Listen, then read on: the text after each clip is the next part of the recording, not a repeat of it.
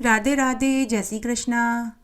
आप सभी के ऊपर देवों के देव महादेव और माता पार्वती जी का आशीर्वाद हमेशा बना रहे।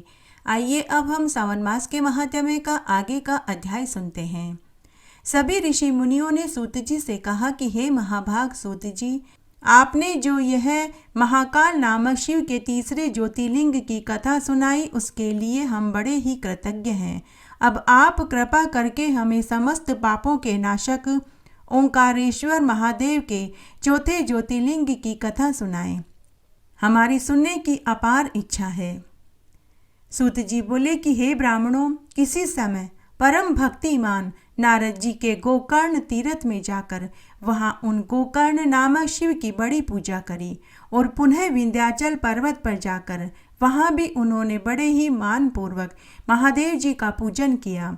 तब विंध्य पर्वत को यह अहंकार हो गया कि मुझ में सब कुछ है और किसी प्रकार की मेरे अंदर कोई न्यूनता नहीं है। इससे वह अहंकार नाशक नारद जी के समक्ष जाकर खड़े हो गए और मनुष्य रूप में अपनी अहम मान्यता प्रकट करने लगे। तब उनके ऐसे भाव को देखकर नारद मुनि ने कहा कि हाँ, तुम अवश्य ही सर्वगुण आगर हो, परंतु सुमेरु पर्वत सबसे ऊंचा है तथा उसका देवताओं में विभाग है और वहां तुम्हारी कोई गिनती नहीं है। यह कहकर नारद मुनि वापस अपने लोक को चले गए। परंतु विंध्याचल पर्वत अपने मन में ऐसा दुखी हुआ कि मेरा जीवन आदि धिक्कार है, इसलिए मैं विश्वेश्वर शिव की आराधना और तप करूंगा। ऐसा अपने मन में विचार कर वह महादेव जी के शरणागत हो बड़े ही प्रेम से ओंकार नामक शिव की पार्थिव मूर्ति बनाकर के पूजा करने लगा। 6 महीने तक उसने नित्य महादेव जी की कठिन आराधना करी। तब विंध्य के इस प्रकार के तप को देखकर महादेव जी प्रसन्न होकर प्रकट हो गए और उससे बोले कि हे विंध्य, मैं तुझसे प्रसन्न हूँ, तू वरदान मांग। विंध्य पर्वत ने कहा कि हे शंभो, यदि आप मुझ पर प्रसन्न हैं तो मुझे ये वरदान दीजिए कि जिससे मैं अपने सब मनोवांछित कार्यों को अपनी बुद्धि से सिद्ध कर सकूं। यह सुनकर भगवान महादेव बहुत देर तक अपने हृदय में विचार करने लगे कि यह मूर्ख विंध्याचल तो दूसरों को दुख देने वाला वरदान मांग रहा है। अब मैं क्या करूं जिससे कि इसका शुभ वरदान भी हो जाए और दूसरों को कष्ट भी न मिले। ऐसा विचार करते हुए महादेव जी ने तथास्तु कहकर अपनी वहां स्थिति करी और संपूर्ण देवताओं और ऋषियों ने वहां उपस्थित होकर उनकी पूजा और आराधना और प्रार्थना करने लगे। फिर तो भक्त वत्सल महादेव संसार के सुख के लिए वहां उसी प्रकार ओंकारेश्वर और प्रणव इन 2 नामों से सर्वदा के लिए स्थित हो गए। हे ब्राह्मणों, तभी से पार्थिव में प्रकट हुए परमेश्वर इन 2 नामों से वहां प्रसिद्ध हुए और ये दोनों ज्योतिर्लिंग भक्तों के अभिष्टदायक तथा भुक्ति मुक्तिदायक हुए। उसके बाद सब देवताओं और ऋषियों ने बड़े ही प्रेम से उनकी पूजा करी और अनेकों वरदान पाए। वे सभी अपने अपने लोक को पुनः चले गए। विंध्य पर्वत ने भी अपने कार्य को साधा और दुख का त्याग किया। जो यहाँ पर जाकर शिव जी की पूजा करता है वह आवागमन से मुक्त हो जाता है, इसमें कोई संदेह नहीं है। इस प्रकार ओंकारेश्वर का महात्म्य मैंने तुमसे कहा। इसके आगे केदार नामक शिव के श्रेष्ठ लिंग का वर्णन कहता हूँ, तुम ध्यान से सुनो। सूत जी बोले कि हे द्विजों, धर्मपुत्र नर नारायण के अवतार की कथा मैं तुमसे पहले ही कह चुका हूँ। वहीं जब बद्रिका ग्राम में पार्थिव पूजन करने लगे तो उनसे प्रार्थित वहां महादेव जी प्रकट हो गए। कुछ देर के बाद एक दिन शिव जी ने प्रसन्न होकर उनसे वर मांगने के लिए कहा तो लोक कल्याण की कामना से नर नारायण ने उनसे प्रार्थना और स्तुति करी कि हे देवेश, हे शंभो, हे परमेश्वर, यदि आप हमसे प्रसन्न हैं तो सम अपने रूप में पूजा के निमित्त सर्वदा यहाँ पर स्थित हो जाइए। तब उन दोनों के ऐसा कहने पर हिमाश्रित केदार नामक स्थान में साक्षात महेश्वर ज्योति स्वरूप हो स्वयं स्थित हो गए। उनका वहाँ केदारेश्वर नाम पड़ा, जो इन केदारेश्वर शिव का दर्शन और पूजन नित्य प्रति करता है। उनके सभी मनोरथ पूर्ण होते हैं। केदारेश्वर के दर्शन से स्वप्न में भी कभी दुख नहीं होता। जब पांडव गण वहां पर गए थे तो इंद्र देव ने महिष का रूप धारण कर उनके समक्ष ही जो वहां से पलायन कर दिया, तो पांडवों ने दौड़कर उनकी पूंछ पकड़ ली, जिससे वह नतमुख होकर वहां स्थित हो गए। उनका शिरोभाग नेपाल में प्रकट हुआ। इससे पांडवों को बड़ी प्रसन्नता हुई और महादेव जी उनसे पूजित होकर वहीं स्थित हो गए। शंकर भगवान का पूजन कर पांडवों के सभी दुख छूट गए और मनवांछित फल को वे प्राप्त हुए। तब से केदार क्षेत्र में महादेव जी नित्य स्थित हैं, जिनका भारतवासी आज तक भी पूजन करते आए हैं। जो भक्तजन महादेव जी की प्रीति के लिए वहीं कंचन देते हैं, वे शिव जी के समीप जाकर उनके रूप को पाते हैं और वहां शंकर का रूप देखकर प्राणी सब पापों से छूट जाते हैं। इस प्रकार बद्रीवन जाने वाले जीवन मुक्त हो जाते हैं और वहां नर नारायण और केदारेश्वर का दर्शन अवश्य ही मुक्ति और भुक्तिदायक है, इसमें कोई संदेह नहीं है। यहाँ जाकर जो प्रेम से केदारेश्वर महादेव का पूजन करते हैं, स्तुति करते हैं, उनका कभी पुनर्जन्म नहीं होता। हे ऋषि मुनियों, आपने जो कुछ भी पूछा वह मैंने तुम्हें विस्तार से समझाया। सूत जी कहते हैं कि ज्योतिर्लिंग मठिया में भीमासुर द्वारा किया गया उपद्रव मैं तुमसे कहता हूँ, जिसके श्रवण मात्र से मनुष्य की सभी इच्छाएं पूरी होती है। काम रूप देश में लोगों की कामना के लिए कल्याण एवं सुख को देने वाले महादेव जी स्वयं प्रकट हुए हैं। हे मुनीश्वरों, जिस प्रकार भगवान शंकर ने यहाँ अवतार लिया वह मैं कथा तुमसे कहता हूँ, तुम ध्यान पूर्वक चित्त लगा करके सुनो। हे ब्राह्मणों, पूर्व समय में भीम नामक एक बड़ा वीर राक्षस था, जो सब प्राणियों को दुख देने वाला और धर्म का नाश करने वाला था। वह कुंभकर्ण से करकटी नामक राक्षसी से पैदा हुआ था और अपनी माता के समान ही पर्वत पर रहता था। एक समय जब उसने अपनी माता से अपने पिता का नाम, निवास आदि परिचय पूछा तो उसकी माता ने कहा कि बेटा, तेरे पिता रावण का भाई कुंभकर्ण था, जिसे रामचंद्र जी ने मार डाला, परंतु मैंने अभी तक लंका देखी तक नहीं है, क्योंकि तेरे पिता कुंभकर्ण यहाँ पर्वत पर मिले थे और उसके द्वारा मैं तुझे उत्पन्न कर यहीं रह गई और वह मुझे लंका नहीं ले गया। मेरा पिता करकट और मेरी माता पुष्कसी है।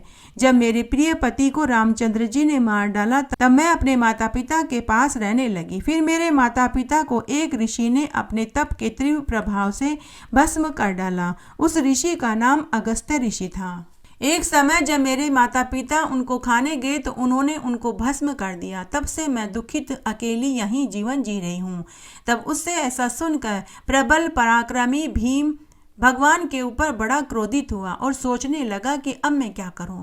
रामचंद्र जी ने तो मेरे पिता, नाना नानी सभी को मार डाला, परंतु अब मैं ये निश्चय करता हूं कि यदि मैं कुंभकर्ण का औलाद हूं तो मैं हरि को अवश्य पीड़ा दूंगा। ऐसा विचार कर वह भीम दैत्य ब्रह्मा जी को प्रसन्न करने के लिए कठोर तपस्या करने लगा। 1000 वर्ष तक उसने कठोर तपस्या करी। उसके तेज से देवता व्याकुल हो ब्रह्मा जी की शरण में गए और अनेकों श्रोतों से स्तुति करके ब्रह्मा जी को प्रसन्न कर अपना दुख निवेदन करने लगे और कहने लगे कि वह राक्षस जो मांगता है वह वरदान देकर उसे रोक दीजिए, जिससे हम उसके प्रचंड तेज से नाश न हो जाएं। देवताओं का प्रस्ताव स्वीकार करके ब्रह्मा जी उन्हें वरदान देने चले गए। वहां पहुंचकर उससे अभिलषित वर मांगने को कहा। तब ब्रह्मा जी का ऐसा वचन सुनकर उस राक्षस ने कहा कि यदि आप मुझसे प्रसन्न हैं और मुझे वरदान देना चाहते हैं तो मुझ में अपार बल दीजिए। ब्रह्मा जी ने एवमस्तु कहकर प्रस्थान किया और पुनः अपने लोक को आ गए। ब्रह्मा जी का बल पाकर वह राक्षस हर्ष से अपने घर आया और माता को प्रणाम कर गर्व सहित सारा वृतांत कह सुनाया कि अब मैं इंद्र आदि देवताओं, विष्णु को भी और उनके सभी सहायकों को मार डालूंगा। उसकी माता कुछ नहीं बोली। प्रबल राक्षस भीम ने इंद्र आदि देवताओं को युद्ध में जीतकर उन्हें स्थानच्युत कर दिया। भगवान विष्णु को भी युद्ध में जीत लिया। आनंद से रसातल को जीतने चला। तब उसने दक्षिण दिशा में काम रूप के स्वामी को युद्ध में जीता और ताड़न किया। उसने काम रूपेश्वर का कोष सहित सारा सर्वस्व ही अपहरण कर लिया। काम रूपेश्वर शिव जी का बड़ा भारी भक्त था। उसे उसने बेड़ी से बांधकर एकांत में डाल दिया, परंतु उसने कारागार में भी अपने कल्याण की इच्छा से महादेव जी की पार्थिव मूर्ति बना करके पूजन, भजन, स्तुति करने लगा। उसने वहां गंगा जी की स्तुति करी तथा मानसिक स्नान कर शिव जी का पूजन किया। उसकी पतिव्रता स्त्री दक्षिणा ने भी अपने पति से सीखकर प्रीति सहित वैसा ही पार्थिव विधान करने लगी। इस प्रकार उन दोनों स्त्री पुरुषों ने एक भाव से भक्तों के कल्याणकर्ता शंकर की आराधना, स्तुति और पूजन करने लगे। उधर ब्रह्म वरदान से अभिमानी राक्षस यज्ञ के सभी कर्म धर्म का लोप करता रहा। उस दुष्ट आत्मा राक्षस ने राक्षसी सेना के साथ सारी पृथ्वी को अपने वश में कर लिया। स्वतंत्र हो उत्तम मोतम भोगों का भोग करने लगा। उसने इंद्र आदि देवताओं, ऋषियों, ब्राह्मणों को बड़ी पीड़ा पहुंचाई और उन्हें उनके लोकों से निकाल दिया। वे सब विष्णु जी को साथ ले शिव जी की शरण में गए। अनेक स्रोतों से स्तुति कर महाकोशी नदी के समीप शिव जी को प्रसन्न किया। पार्थिव लिंग बनाकर सविधि पूजन कर अनेक स्रोतों सहित क्रम से नमस्कार आदि उपचारों से पूजा करने लगा। तब देवताओं की स्तुति से संतुष्ट हो शिव जी उनसे बोले कि हे विष्णु, हे देवताओं, हे ऋषियों, मैं तुमसे प्रसन्न हूँ। तुम अपना अभिलषित वरदान मांगो, मैं तुम्हारा सभी कार्य पूरा करूंगा। देवताओं ने कहा कि हे देवेश, हे शंभो, आप सबके मन की बात को जानने वाले हैं। आप तो अंतर्यामी हैं, आपको कुछ अज्ञात नहीं। फिर भी हे महादेव, आपकी कृपा से हम आपसे कहते हैं कि कुंभकर्ण से उत्पन्न हुआ कर्कटी का पुत्र बलि राक्षस ब्रह्मा के वरदान से देवताओं का अहित करके पीड़ा पहुंचा रहा है। हे प्रभु, हे महेश्वर, आप दुखदायी राक्षस भीम को मारिए और हम पर कृपा कर कार्य में विलंब न करें। शिव जी ने स्वीकार कर लिया। देवताओं से कहा कि तुम लोग जाकर काम रूपेश्वर से मेरा भजन करने को कहो और यह भी कहो कि अब तुम्हारा कार्य शीघ्र ही होगा, तब मैं उसे मारने जाऊंगा। देवताओं ने कामरूपेश्वर के पास जाकर जैसा कुछ शिव जी ने कहा था वैसा कह सुनाया और उसको हर्षित कर दिया। फिर महर्षियों सहित सभी देवता निज स्थान को चले गए। सूत जी कहते हैं कि तब शिव जी अपने गणों को साथ लेकर वहां गए, जहां पर वह बलशाली काम रूपेश्वर पार्थिव लिंग के आश्रित ध्यान मग्न बैठा था। वहां जाकर शिव जी अपने भक्त के अर्थ से गुप्त हो रहे और अपनी माया को सब कार्य करने के लिए स्वतंत्र कर दिया। फिर तो किसी ने जाकर राक्षस से कहा कि वह राजा तुम्हारे लिए मारण का प्रयोग कर रहा है। यह सुनते ही वह राक्षस क्रोधित हो गया और हाथ में तलवार लेकर राजा को मारने गया। वहां जाकर उसने राजा के उन सब विधान को देखा। उसने कहा कि मैं इसे अभी मार डालूंगा। उसके पश्चात वह राजा से बोला कि अरे दुष्ट आत्मा, तू यह क्या कर रहा है? सत्य सत्य कह दे, अन्यथा मैं तुझे अभी मार डालूंगा। कामरूपेश्वर का शिव में पूर्ण विश्वास था। उसने अपने मन में तत्काल विचार किया कि जो होना होगा उस होने को कोई नहीं टाल सकता। सब कुछ प्रारब्ध के अधीन है और शिव ही प्रारब्ध है और वे दयालु शिव जी ही इस पार्थिव लिंग में निश्चय ही उपस्थित होंगे। तब क्या वे मेरे लिए कुछ न करेंगे? फिर वह राक्षस क्या चीज है? शिव जी अवश्य ही अपनी प्रतिज्ञा को सत्य करेंगे, क्योंकि वे सर्वदा ही सत्य प्रतिज्ञ हैं। ऐसा शास्त्रों में कहा और सुना गया है।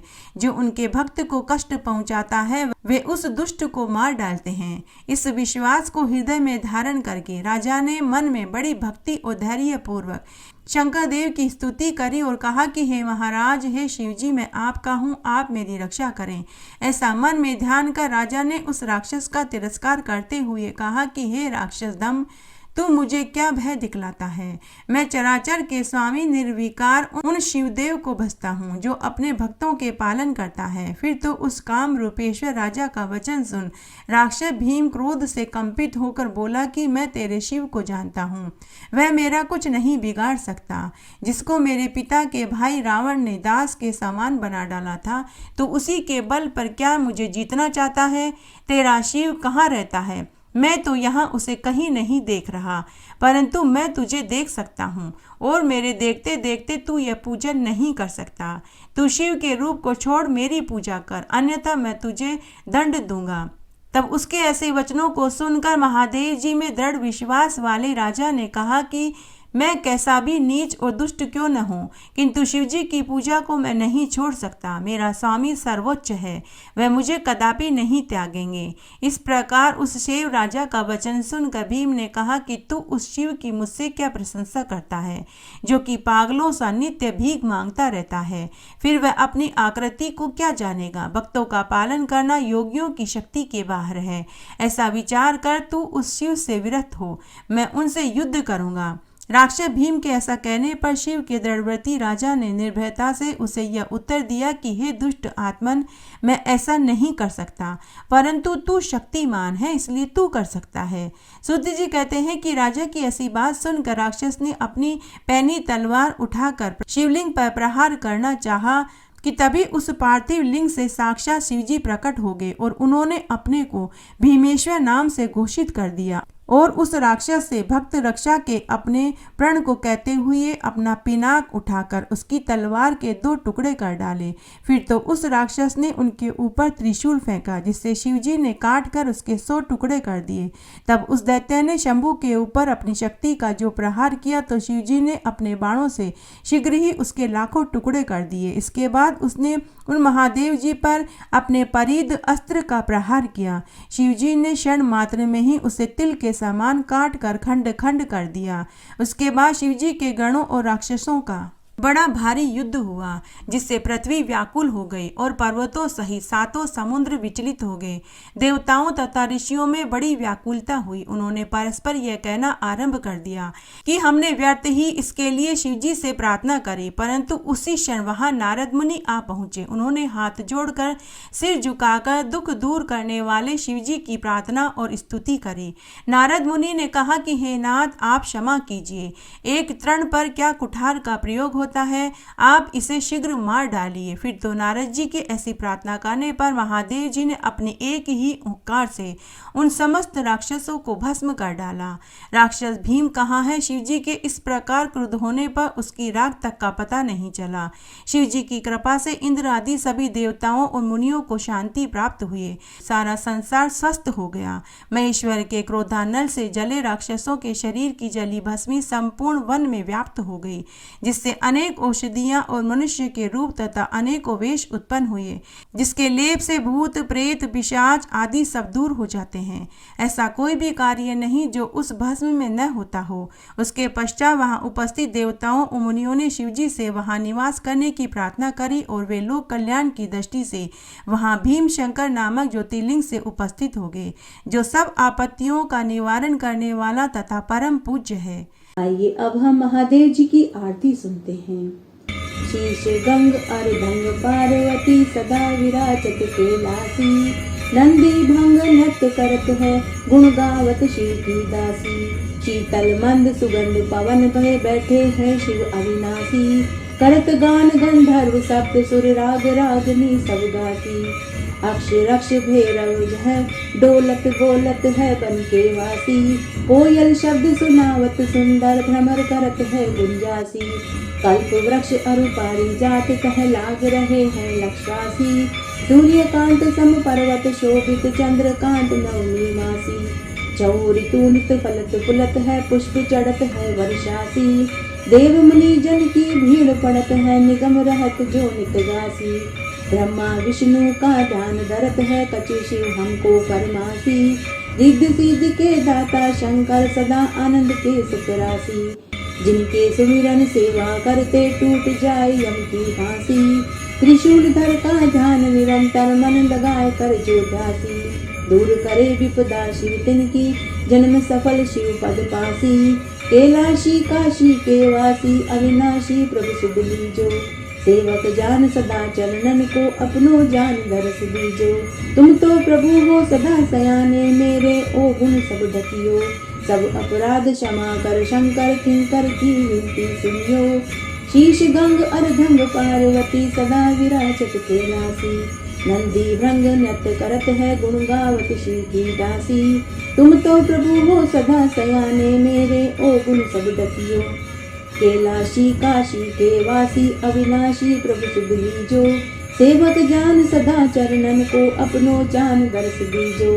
तुम तो प्रभु हो सदा सयाने मेरे ओ गुण सब ढकियो, सब अपराध क्षमा कर शंकर किंकर की विनती सुनी हो। इस तरह आज हमने सावन मास का यह अध्याय सुना। आशा करती हूँ यह आपको जरूर पसंद आएगा। मेरे साथ बने रहने के लिए आपका धन्यवाद। आगे आने वाली कथा कहानियों के लिए भी आप इसी तरह मेरे साथ बने रहें। धन्यवाद।